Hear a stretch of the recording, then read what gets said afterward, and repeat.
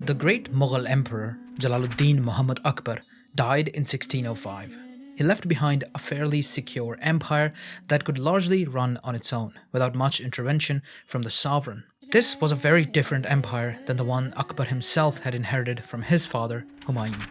Since its founding in 1526, the Mughal Empire hadn't been on solid ground until Akbar restructured it. With Akbar's death, his son Salim ascended to the throne with the title of Jahangir.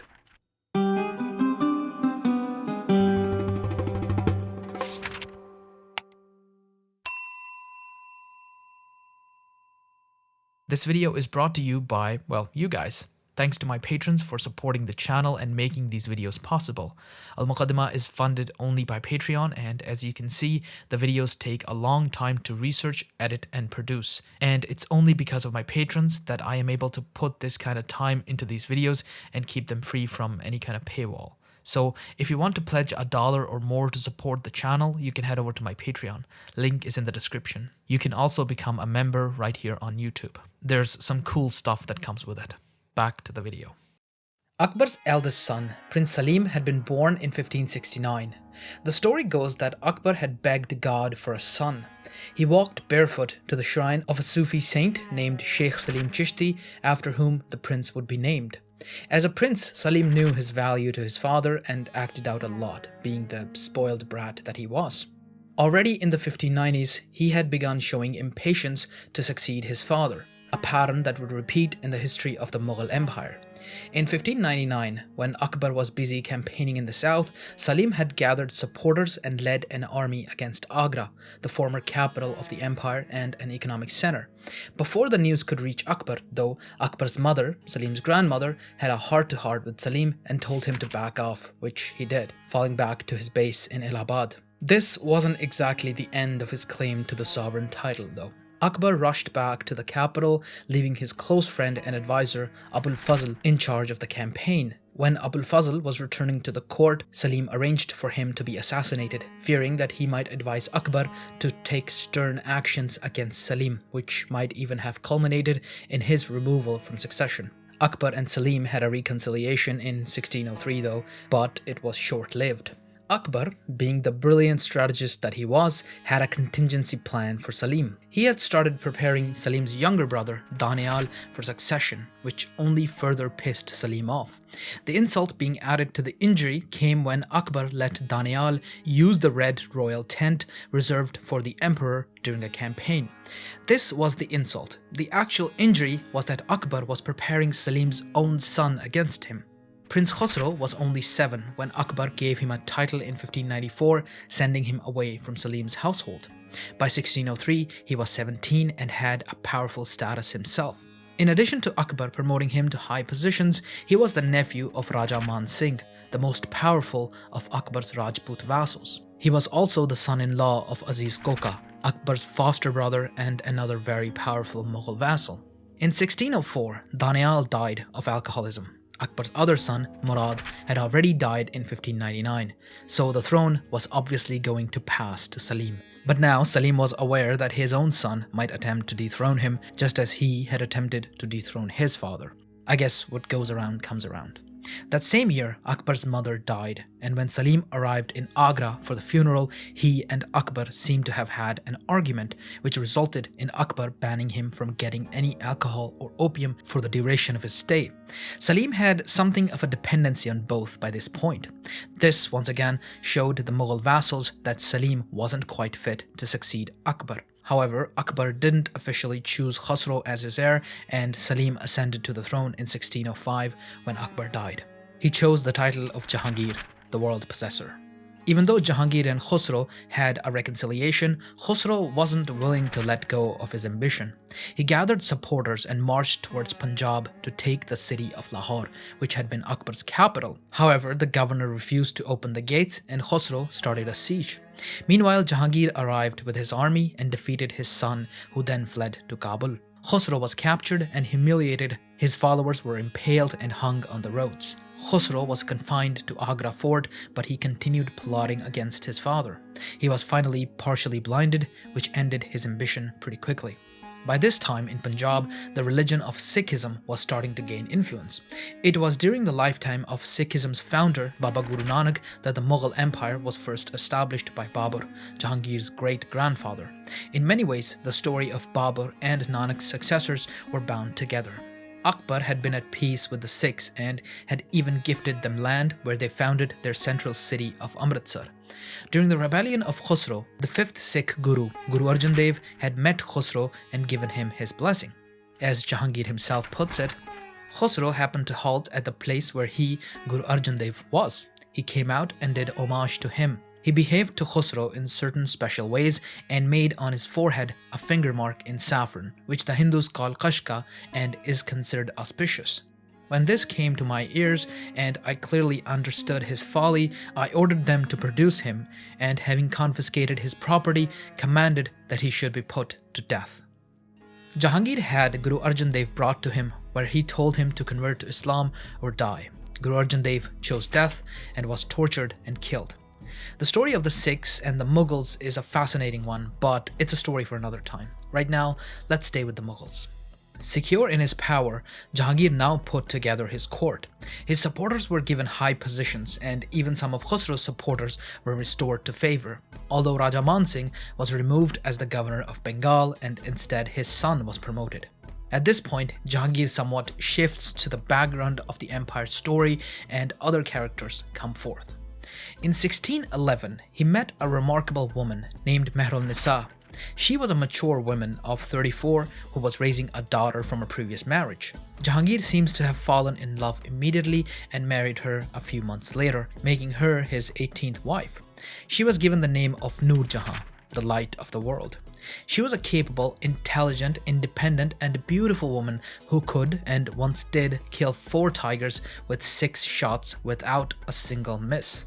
Where most empresses' portraits show their delicate side, one of her portraits shows her loading a musket. Within months of her marriage to Jahangir, she began exercising control on his behalf. Both her father and brother were members of the court, which gave her support.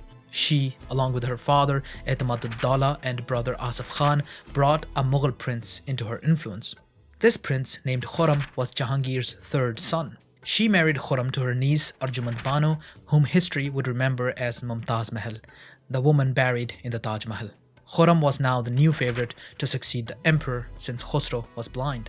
Unlike most Mughal princes, Khurram wasn't blinded by ambition, lust for power, or even wine and opium, which really says something.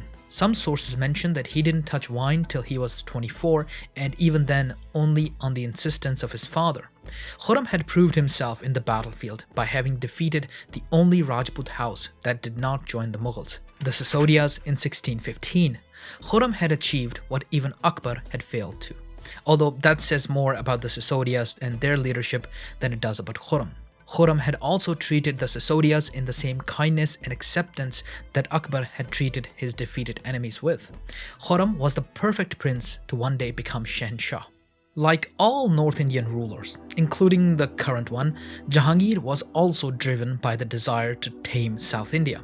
By 1615, Jahangir's generals had already led some 5 campaigns into the south, but they hadn't achieved much. After much warfare and diplomacy, the Mughals were able to gain a foothold in the Deccan as far as Burhanpur, which they used as a staging area for their desire to eventually conquer all of the Deccan. In 1617, Khurram led a campaign into the Deccan to finally make some permanent gains. Although how much of the gains were made by him and how much were made by his generals is a matter of dispute. Still, Khurram took credit for the victories, which resulted in him being honored by Jahangir with the title of Shah Jahan, the ruler of the world. Also, he was given a mansab of 30,000, which was unprecedented since the mansabs had only gone as far as 10,000 previously. With Shah Jahan becoming more and more popular and Noor Jahan becoming more and more power-hungry, the 2 powerful figures of the Mughal court were now on a collision course. Jahangir's health had been worsening since 1616 due to his addiction to wine and opium. According to some sources, he was so weak that his hands trembled and he couldn't even pick up a glass. With Shah Jahan becoming arrogant, Noor Jahan began looking for another candidate that would be easier to control. That candidate was Shah Jahan's younger brother, Prince Shahryar. Even though he was an untested youth in 1620, Nur Jahan began preparing him to succeed. She married him to her own daughter from her previous marriage, although her power was actually declining. Her father died around the same time, and as she became hostile to Shah Jahan, her brother Asaf Khan, Shah Jahan's father-in-law, sided with Shah Jahan. Since Jahangir was weakened, it looked like he might die at any time. She convinced him to send Shah Jahan away from the capital to lead a campaign in the Deccan.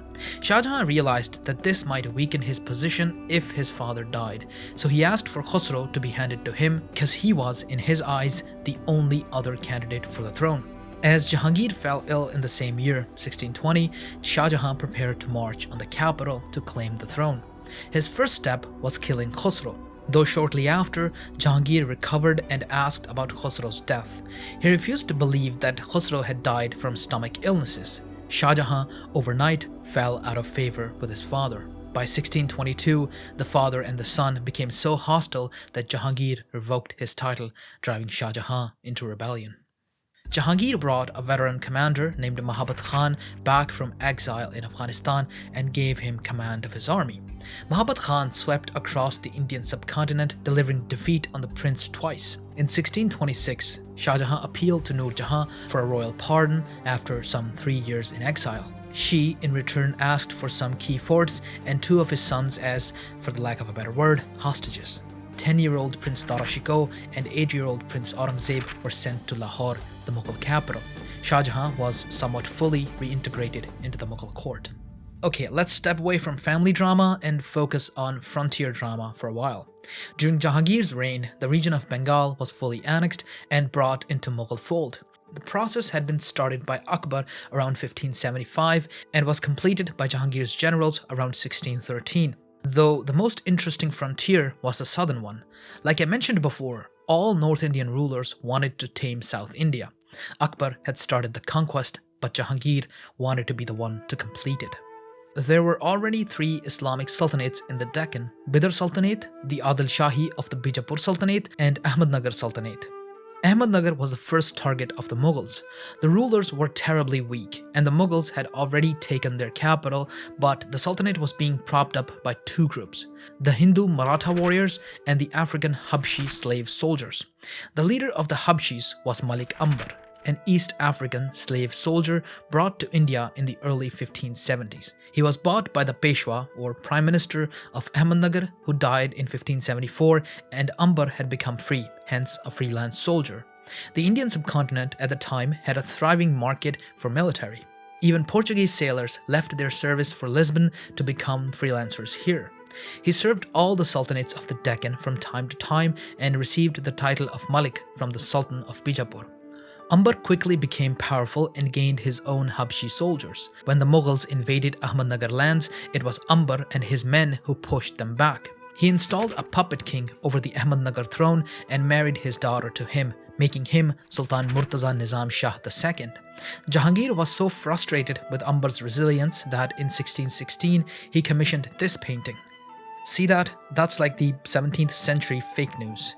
The other group keeping Ahmednagar alive were the Marathas. They were integrated into state machinery and given land grants. They also made up a substantial portion of the military of the 3 remaining sultanates.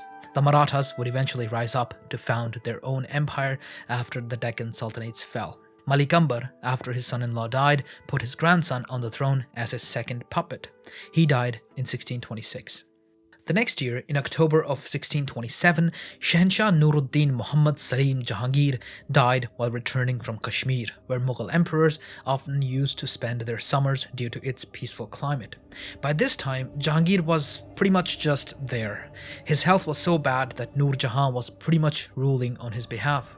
In his own words, he needed nothing more than a kilo of wine and half a kilo of meat.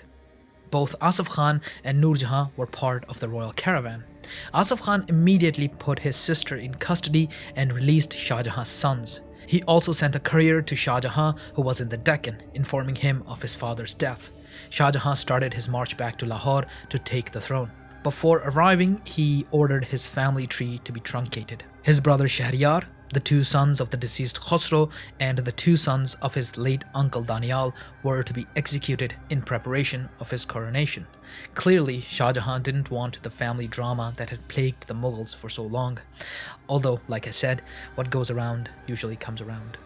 On February 4th, 1628, at an hour chosen by an astrologer, Shahanshah Shahabuddin Muhammad Khurram Shah Jahan ascended to the throne of the Mughal Empire.